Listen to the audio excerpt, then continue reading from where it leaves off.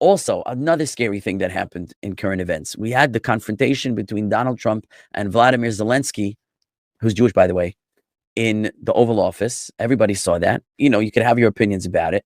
Some people are like, yeah, Zelensky, he misbehaved, and Donald Trump put him in his place, and JD Vance, like they rightly should. Some of us looked on and said, this is awful. This is horrible. How does the president of the United States behave this way?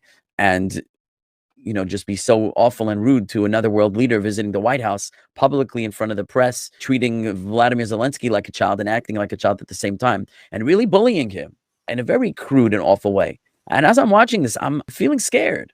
I'm like, what would happen if Benjamin Netanyahu is sitting in the Oval Office with Trump in front of the media, and he says something that Donald Trump doesn't like? Would Donald Trump come down on him the way he came down on Vladimir Zelensky and say, Bibi, we're giving you the weapons. You should say thank you. And, you're not being thankful. You're demanding a lot.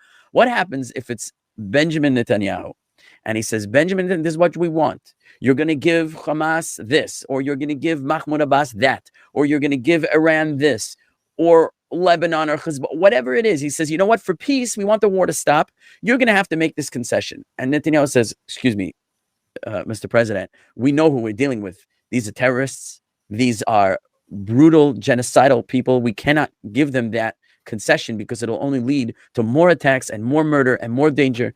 And Donald Trump would say, excuse me, you don't have the cards. We're pulling out. And what are you going to do without us? I wince at seeing Donald Trump exerting that kind of pressure on the world media stage in front of everybody on the Jewish state like he did to Zelensky. I think it's a cautionary episode.